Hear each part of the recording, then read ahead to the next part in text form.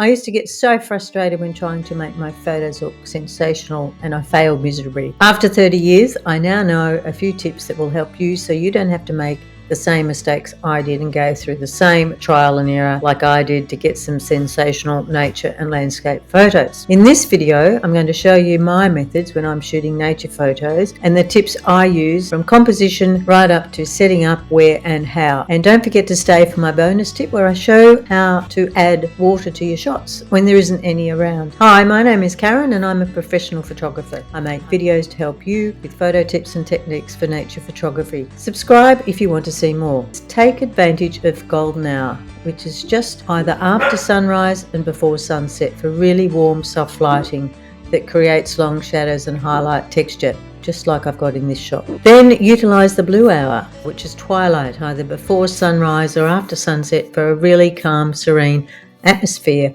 with deep blue tones, but you will need a tripod for that one. Apply the rule of thirds by placing key elements along imaginary grid lines or at the intersections for balanced compositions, just like I have done in this particular shot. I've put the horizon line at one particular position and the subject is where two of the lines intersect. I'll put a grid over the top so you can see what I mean. And then try and incorporate some foreground interest to add depth and invite viewers into the scene, just like I have in this shot at Milford Sound with the log. Yes, Milford sounds pretty spectacular, but after a while the photos do tend to look the same. So I was looking for something to add that bit of interest at the front and I found this beautiful old log. Then look for reflections if you have water around, lakes, rivers and even puddles to add symmetry and visual interest to your composition. And make sure you have a tripod for stability, especially in low light or for long exposures. You can get to a certain point with handheld, but if you're going to do some really long exposures after dark, you will need a tripod. Along the same lines, use a shutter release, a remote shutter release to minimize camera shake. If you don't have one, most cameras nowadays have a built-in timer, either 2 or 10 seconds, which is what I've got on mine, to achieve the same effect without any extra equipment. And by the way, if this video is helpful for you,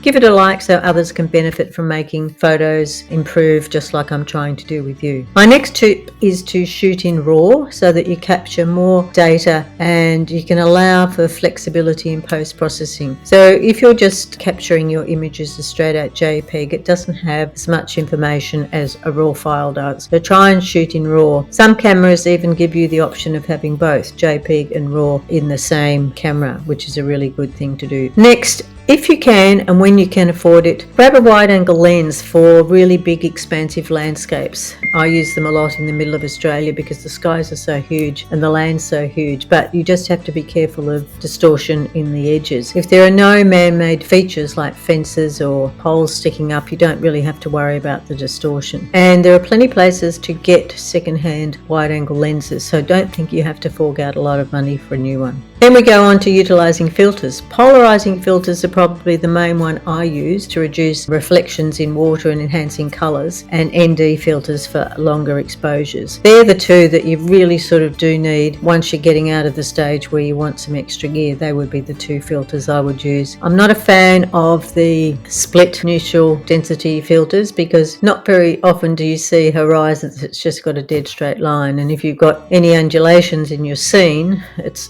just not going to work. Then you have to tweak it in post. It's just not worth the effort. My next tip's all about backgrounds, and you can see in this shot of a camel that I've taken that the background, it's not really separated much from the camel. He's blending into the background quite a lot. Then I decided to get down a little bit, change my angle of view, and got it behind the camel, and he's silhouetted against the sky and much more impactful. Just move your point of view left or right, try and get some light or a different color behind the subject of what you're shooting. The next tip I have is to keep the ISO low to a point to reduce noise and adjust exposure compensation if needed when you're in aperture priority mode. You can actually set minimums and maximums in some cameras. I tend to use aperture priority a lot in some of my work, so I don't necessarily stick to 100 because it's very, very limiting on the other end with your exposure triangles. Depending on what I'm shooting, often it's 400, and it's really something I can't give you a hard and fast rule, but it doesn't, this rule about keeping it to 100 at all costs is is just wrong these days. With the software that we have, you can just fix all that up in Lightroom. You don't have to be worried about all that noise like we did even 10 years ago. The next tip I have is to check your histogram as you're taking the photos. Ensure it's really balanced, and don't let your whites, don't let them go up. I shoot underexposed about half a stop, sometimes even a stop, so I'm making sure that my whites aren't blown out and I'm getting all the detail in the sky. It's much easier to get that back and bring your shadows and darks up than to try and reduce the highlights. It just doesn't work. Experiment with different perspectives. Don't just stand there and take your photos with your camera at eye level. The biggest thing I do is get down either on my stomach or on my knees. If there's somewhere you can climb, I've often used the roofs of cars, as long as it's not a good car, which gives a really different perspective. If you can get hold of a drone, that's a really good way to get a different perspective. And not to forget my bonus tip. When you need a reflection or something to add that special point of interest and wow to your shot, and there isn't a lake or a river or a sea or anything out there that can give you that, make sure you always take an extra container of water, a drink bottle. Then when you actually need that point of interest thing in your foreground, you can simply pour the water into a very small puddle, put your camera right down low, especially in a wide angle lens, that just gets expanded and it will give you the most amazing photo, and you'd swear there was a lake at your feet when in reality it's probably only this big. It's a fantastic trick to add a bit of wow to what sometimes is a really boring shot. So now that you've mastered these secrets, there's one more that can get you up to the next level. It's a real game changer for your photography, and it's a method that only a few landscape photographers are using, and it's gaining a massive improvement in their photos every single day, but almost no one is talking about it. So in this video I'll break down this hidden strategy step by step so you can see massive changes and improvements to your landscape photography too.